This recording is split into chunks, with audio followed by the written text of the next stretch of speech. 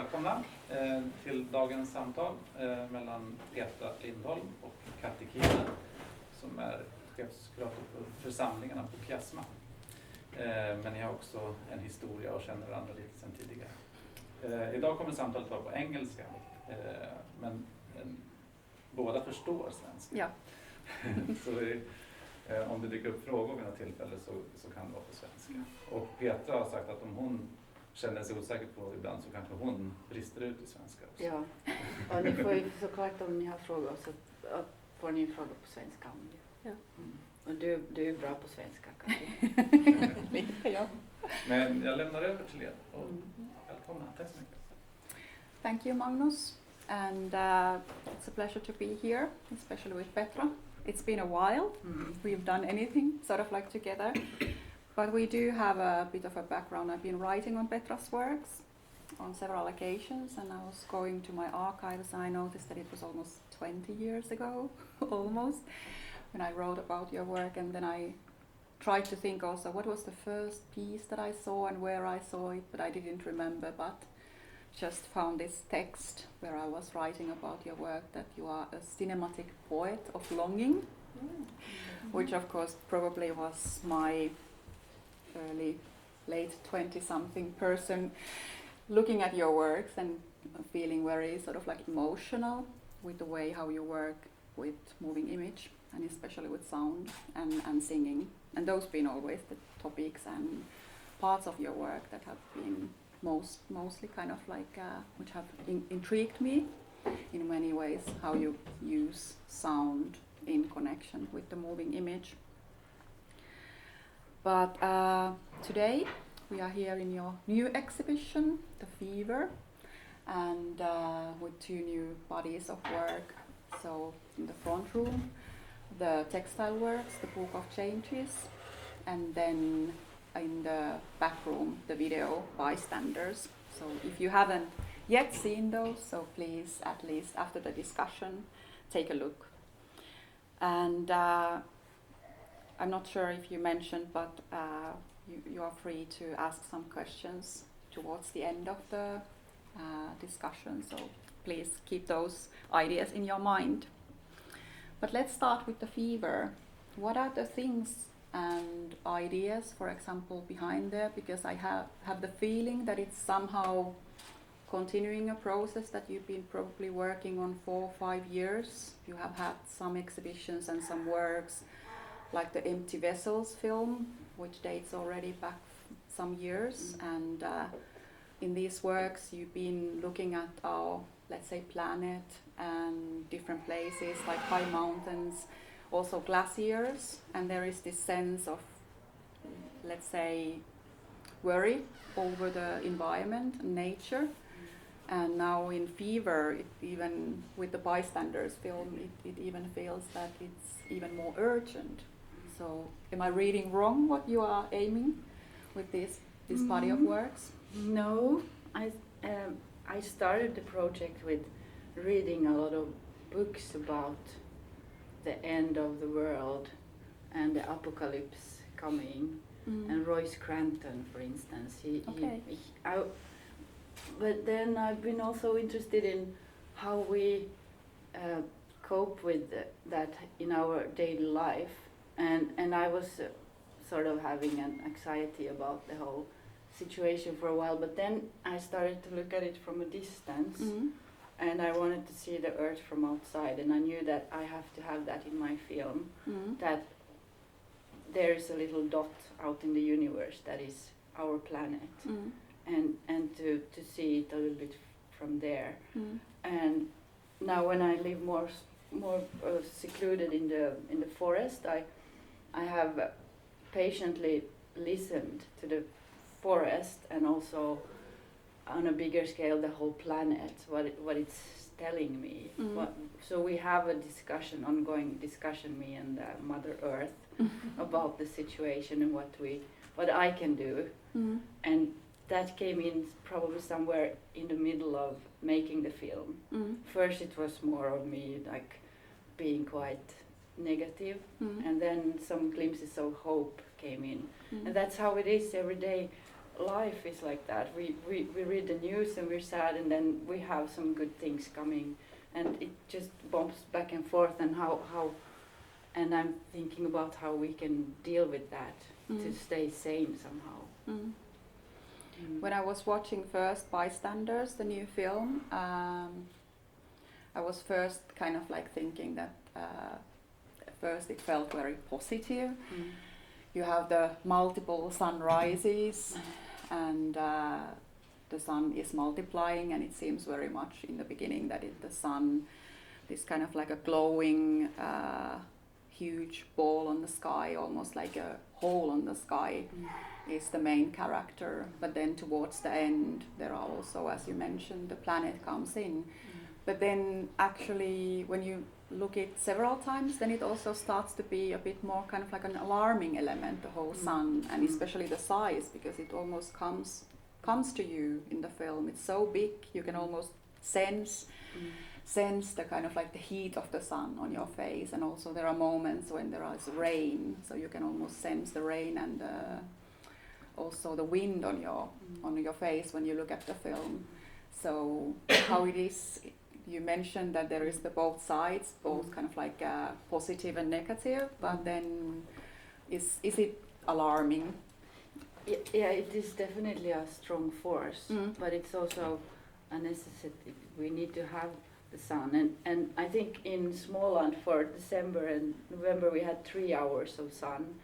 They said that in the newspaper, and then I started to see my inner sun instead, and I knew I also need to put in a lot of sun in the film. So it's both a lack of the light and also a very powerful force that is destructing things on other places on Earth. So it's both.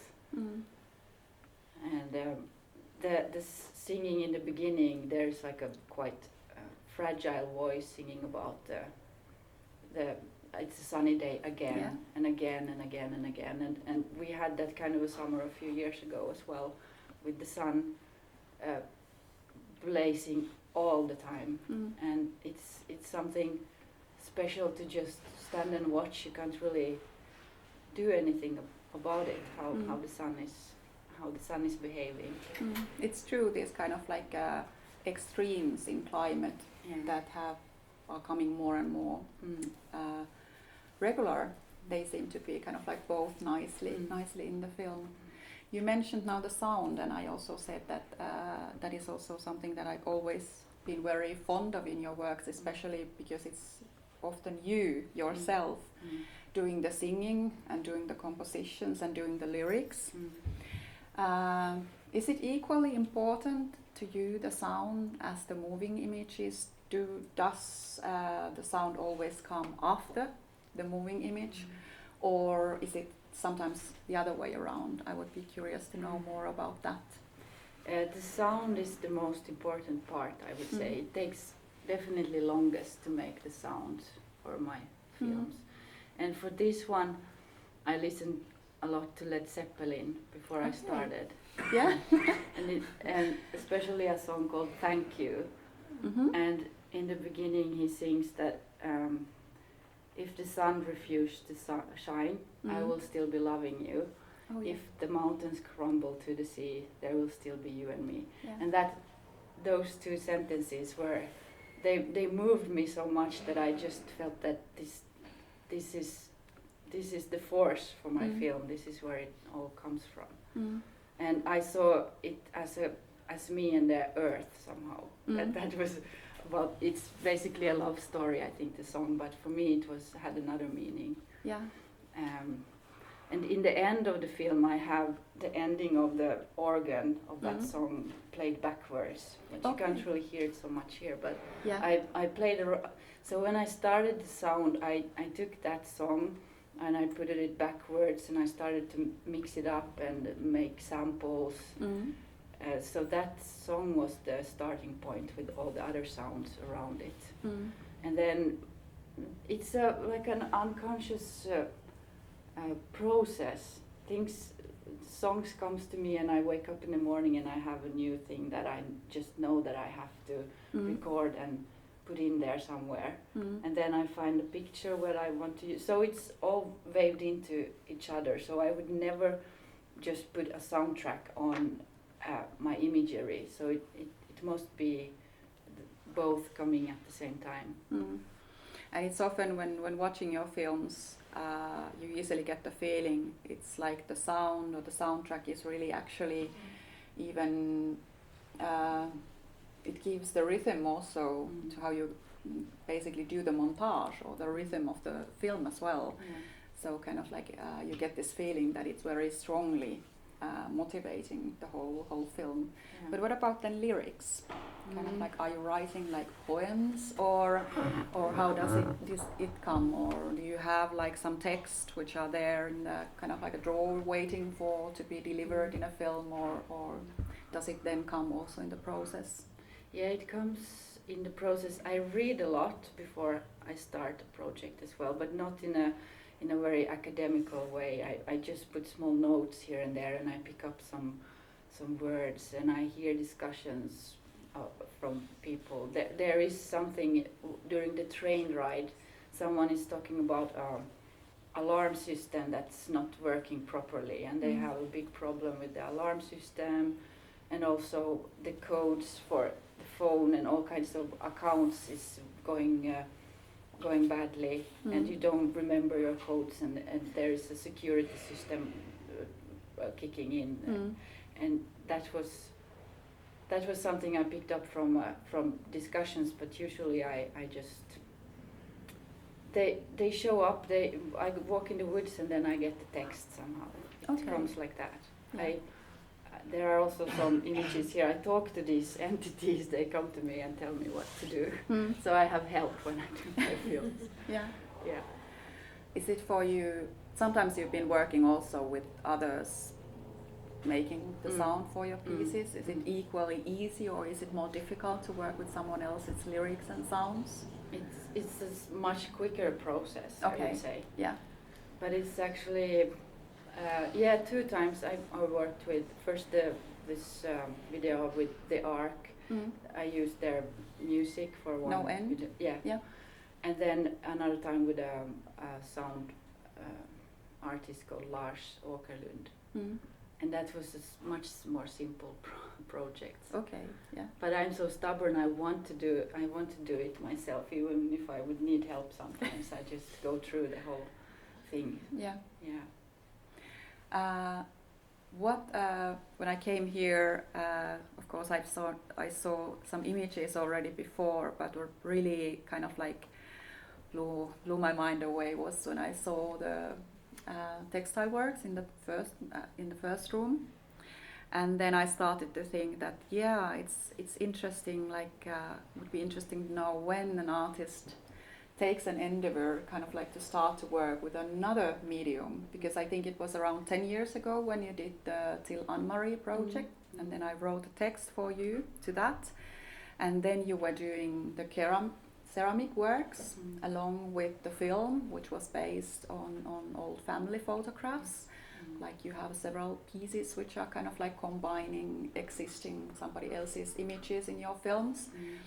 But then already back then it was somehow kind of like interesting that now Petra has taken on to work with some other medium, not just film and not just with sound, and now with these beautiful pieces which are almost like stills from the film, because they have a very similar kind of strong texture and tactility, like also on the film.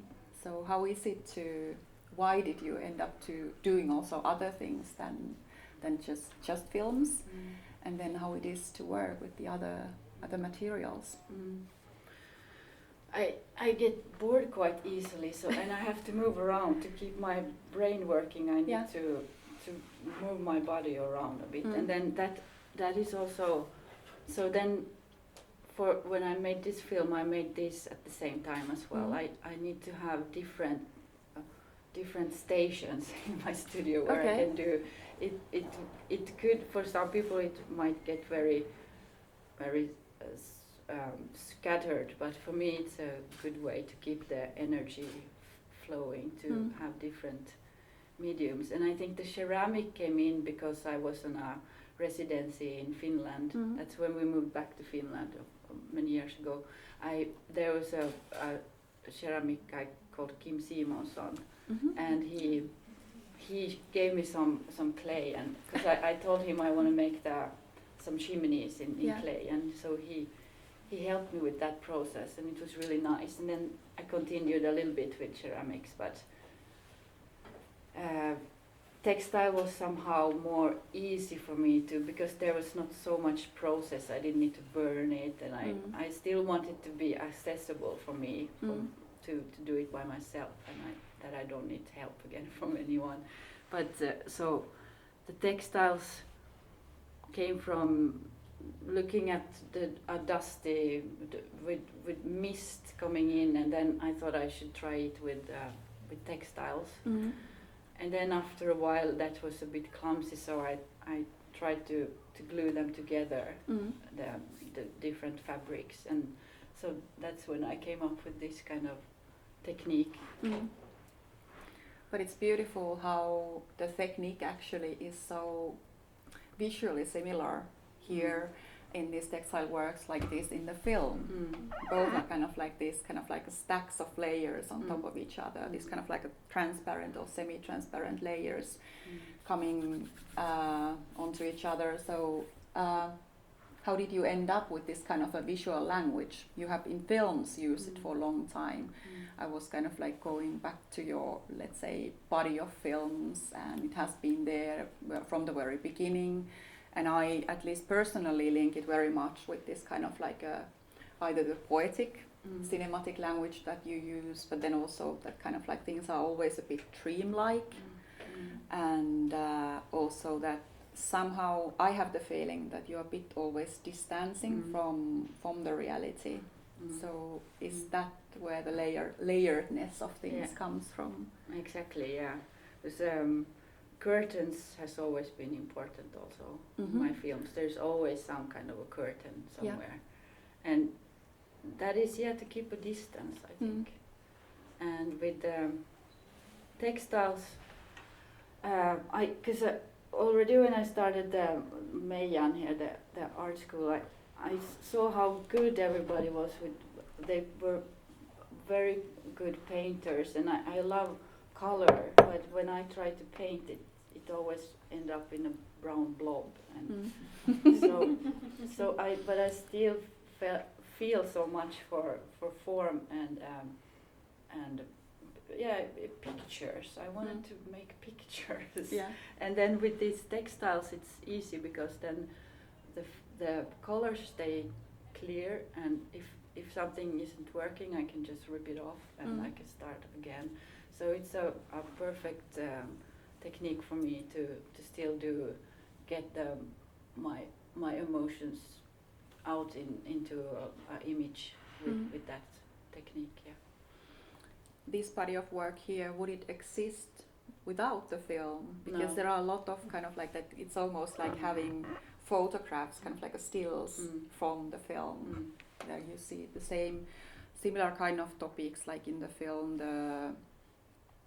For example, the electric cords, which kind of like make their own traffic lines on the sky, and then of course the couple of them which have this big sun or several suns in the same image.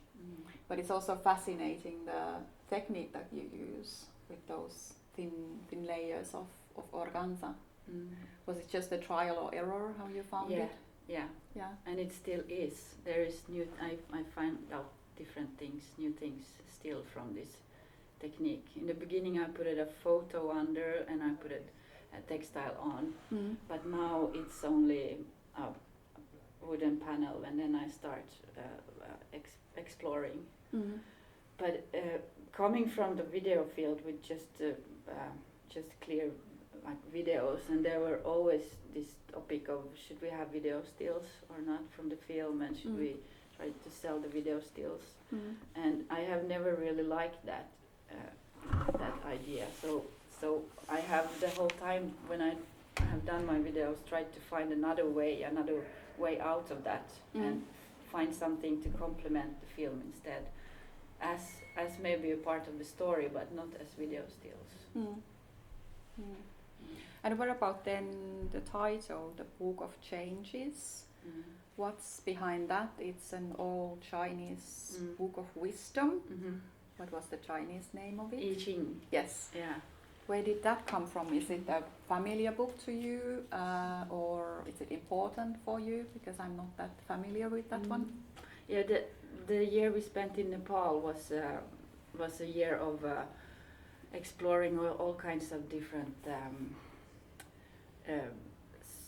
spiritual things. People came there to find to meditate, either meditate or climb mountains, and then there I bought a book about I Ching, and you could have white rice. You had small rice, what is it, riskorn, and they were black and white, and then you could throw them, and you found the answer in them with the book. And I just found that very fascinating, and it's always about nature. The answer comes with nature. There's like a metaphor of the wind or all kinds of, or the mountain. You have to be steady like a mountain, or you have to run like the wind, and it's all kinds of. You have basically the whole the cleverness of life in that book. Everything is there. And when I look for some answers, I can check in my book and I get the answer. Okay. And so these were pretty much of a flow of a way of my subconscious helping me with this, and also I Ching, the book, was with me the whole time. Yeah. Does it have some illustrations, or is it more kind of like mathematical, the I Ching, mathematical kind of like drawings of things, or what I was trying to kind of like look into? Yeah, I wonder how it was from the start, but there are also, you can do it with rice or then with the sticks. You can throw sticks on the ground as well and find the answers from them. Yeah. But nowadays, I think many artists have been very inspired, especially in Asia, I think, to make images also on all these different answers in the book. So there are many imageries, but I'm not sure how it was from the start. Okay. Yeah. But here with these pieces, you have named them actually after different climate phenomena. Basically, there is fog and there is rain, and so then they really come like the Book of Changes. You have the different weather conditions and for example depicted in these images. Yeah. And they are actually always called like sky above and green below, or no, not green, it would be like maybe thunder below. So it's always something above and under. Yes, but then it was too much to put all of that in there, so this is the only one who has that kind of a name. But yeah, all the answers comes in those. Yeah, but you can check it out. Yeah. Yeah. And how is it then? You mentioned already that you are a bit restless and you need to work with different things. So do you think that this is something that you will now carry on working with this technique alongside the film, or is there something else which is sort of like lifting up and starting to interest you alongside? Yes, I will continue with this, but I had a collaboration with Markus, who's here today as well, a fabulous glass artist, and I was very, very much into glass for a while as well. I would still like us to do something, but I was thinking about icebergs in glass, but it might be very kitschy, I don't know. Yeah, and the icebergs and that, did the glaciers come from Nepal? It was, I think, or maybe even earlier, about just something poetical about the melting somehow. That something was there, but it's not there anymore. Yeah. And the place that you want to go and see is already gone somehow. Somehow that triggered my fantasy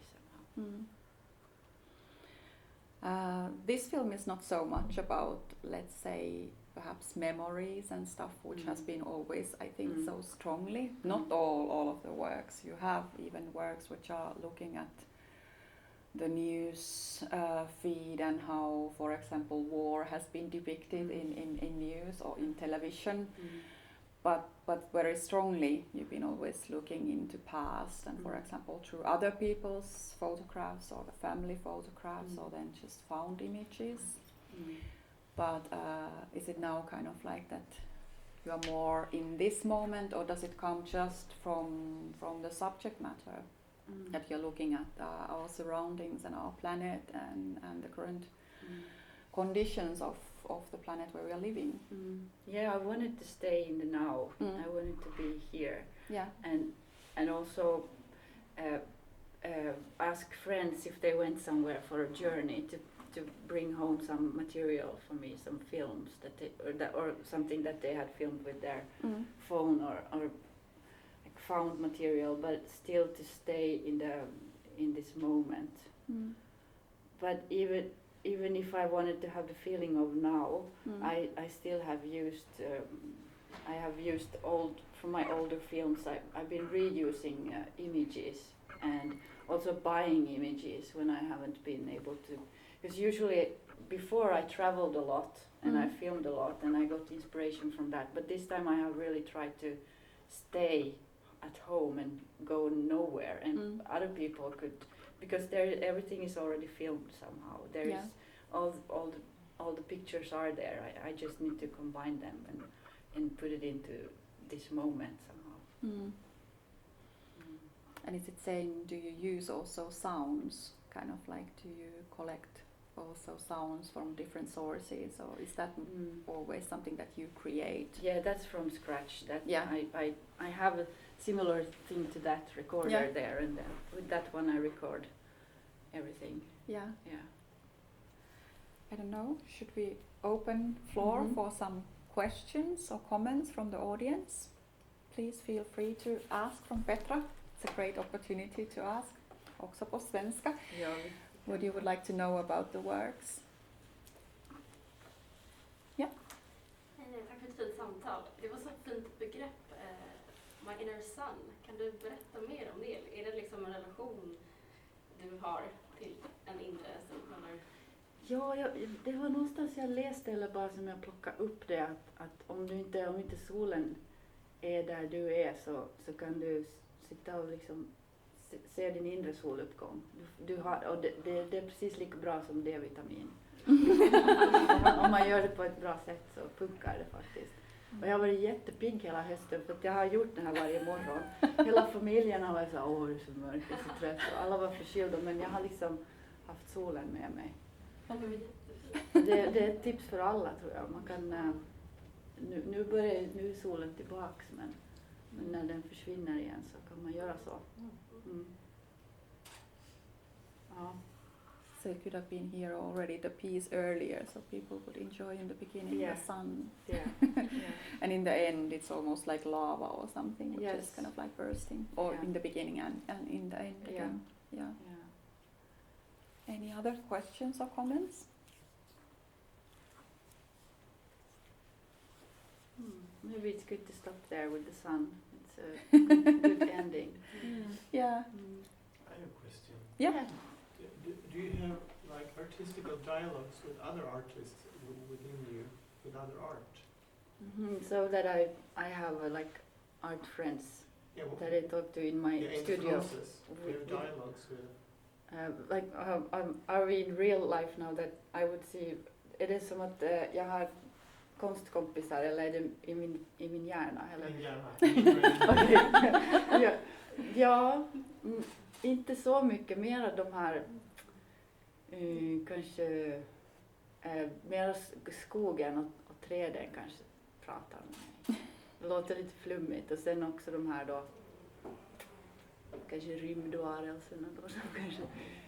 Ja, men nej, inte egentligen, jag har ingen konstnär så, men jag har några sådana här, jag kan ju fråga mig själv och hitta svar som jag inte kanske har tänkt på, så jag pratar väl lite för mig själv kanske. Det låter jätteknasigt. Film. I filmen?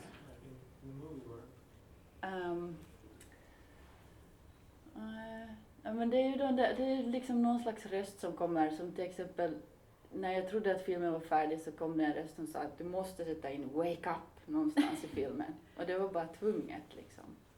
Att det är någonting som säger till mig vad jag ska göra. Men det är väl så för alla i en process, i en konstnärlig process, att man har liksom röster som berättar. Eller om man har ett problem på kvällen, på morgonen kanske man har svaret för att det är någonting som har hänt i hjärnan under natten eller någon som har sagt någonting. En annan del av en själv på något sätt. Jag vet inte. Men vi är ju ganska känsliga, vi som är konstnärer. Vi känner av varann och det finns strömningar som vissa färger som jag tycker har börjat komma upp mer. Att det blir mer, sorry Lorella, you don't more color coming in. And also the people are talking about hypnosis and spirituality and like things are developing for many artists at the same time. Different things are coming up. I don't know. The spirituality, of course, it has been recently very much present again in the art world. And we had just last spring in Finland, in Turku actually, there was a really great dissertation by Nina Kokkinen about spirituality in Finnish art, but in the turn of 19th and 20th century, so kind of like with older art. But then she was also writing in a preface that somehow now it feels that it's again even in contemporary art a bit more, let's say, acceptable to be interested about esoteric and spiritual matters. But then when I saw the materials for your new exhibition, it also was one of the things that I started to think might be also with the name, the Book of Changes, but then kind of like that somehow I felt that there was a lot of spirituality also in your fabric works or textile works and also in the film. Yeah, but it's maybe a contrast to all the media and all the exposure of bad things happening, that you have to find something from inside yourself that make it feel better somehow and stay on the positive side somehow and keep up the energy. That's how we will survive, I think. Yeah. But are there any, for example, artists in that side, be it kind of like older or more contemporary, who have this kind of like a spiritual way in their working that are you following or are you interested in? Well, I old classical Hilma is always striking me somehow. Yeah. I always get very moved when I see her things. Yeah. But then I have, because I don't live here, I live more in the forest in Småland, so I don't really see so much art, and I'm not having discussions so much. So it's also a field for me to explore a bit more now, to see who else is out there that is doing the same. So it's kind of more natural, everyday, spiritual. Yeah. Being with the nature and living with the nature and sensing it. Yeah. Everybody, Thank for the interest, and thank you, Petra. Thank you. It was really nice to have a chat with you about the new works. Yeah. Thank you. Yes.